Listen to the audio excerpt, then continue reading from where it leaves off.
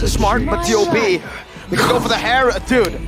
Wolf has called it again! Now Homebois now devolving down, back down to signature draft. Meanwhile, TOB, they're going full Ohio mode. Oh man, TOB going to be playing on the blue side up against the Homebois on the red side. This is going to be one match you do not want to miss. But speaking of which, Super Shark getting chunked out pretty heftily here. It looks like, you know, Zorn and Chibi have been working together. I think that we've seen this matchup so many times throughout the group stages. Early game, you can see Nolan just destroy the laning, the jungle. And then with three big dudes, I mean, well, just one big dude and one Faramis defending Chibi, it's difficult to actually invade that guy. Yeah, it's typical. And also Super Shark decided to take Petrify here. The Retribution coming down pretty hot from Best Player 1. Oh. This is making it really awkward in these first couple of engages. The Rifts are good enough, and Chibi is punished instantaneously. Nicely done by the Ohio brothers. Did not get the purple buff. That's gonna be a free turtle. Good thing. Look at what Chibi's doing. Doesn't want to take awful trades to make out of it. Like, look at Mielo right now. He's low, but he knows that he's got the vengeance. And he's going to this engagement against Zorn, forcing that flicker out of there. Pryo, I want to talk about the matchup specifically in the bottom lane.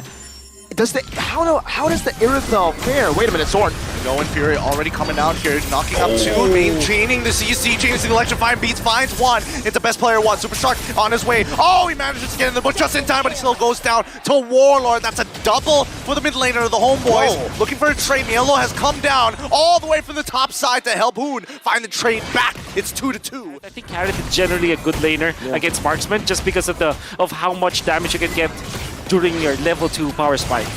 Speaking of which, next turtle falls into the hands of Best Player 1. They want to start capitalizing on real structures, and it's the bottom side that they start with a dive. And NetherRealm is going to protect Ryzel. Underneath the tower, the dive has been thwarted.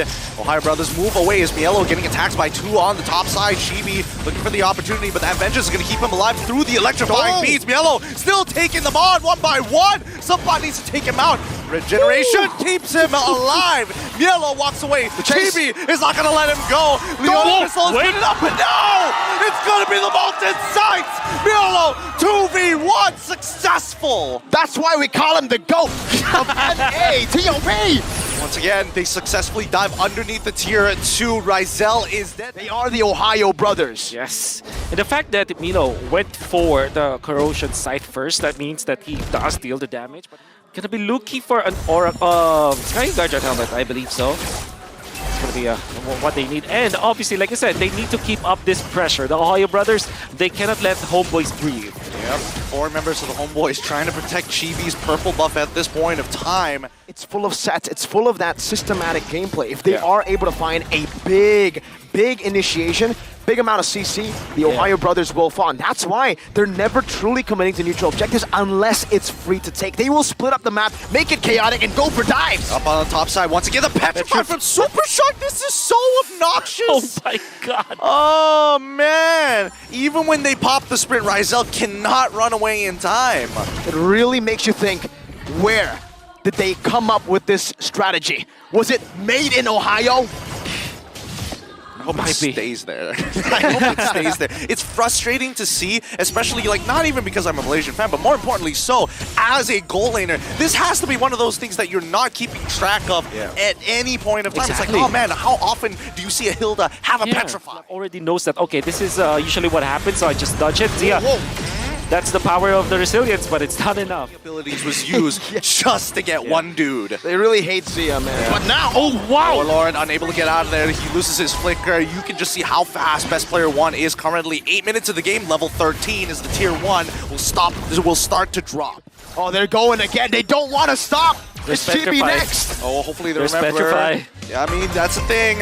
They've already used the Retribution, and that's more than enough. Wait, hold on. Best Player getting some damage done, but they're just going to go straight for the invade, right? No need to do anything extravagant. Yep. They don't have Retribution on the side of Homeboy, so surely they'll get it. Pryo all over has given him so much more. He's actually doubling as well. Petrify. Yep. This is so obnoxious. Tell me. Come on. Yeah, I mean, everybody's got to be mauling at just the fact that Super Shark is getting away with this, but it's effective. Maybe 18 minutes into this game. Can they last that much? They do have decent wave clear though. And they have the Faramis that can also always prolong the team fights. Again, this is where it gets really tough for TOB, right? The fact that now they have to fight systematically inside of the base. There's no more structures on the other side, no more isolation. But will this gold lead bring them an easy win in the team fights? Warlord was chunked instantly, conceal. Here we go, super sharp one for him. Yellow's getting chunked, but here comes the stolen Netherrealms. The Minoan Fury in the middle of 3 knocks them up. Ryzel gets the free hit. Yellow's already down. GB now has to deal with the bottom side. They chunked down the mid-tier one, but only losing Yellow. Not too bad of a trade considering how much structural damage they achieved on both mid and bot side. Yeah, that's all the fight. Obviously, because of the Harith, it's going to be a problem. Oh, the damage is good. Warlord flickers out of there, has to use the Netherrealm defensively, and that's the Minoan Fury. Super Strike gets punished. They break open the bottom inhibitor, but here it comes. Salmon Force as well being dropped. Subbot is down, and that's going to be a 1-for-1 trade inclusive of an inhibitor. This is just wins all across the board for the Ohio brothers. And Zia now getting really, really disrespectful. He knows he's got the damage. And he knows there's no Ryzel. They spotted Ryzel, and that was the green light for them to just go for the siege. They will, however, now pull back. They have seen Ryzel recall. Yeah. Warlord has, Ghost Bursters, which is great for defending.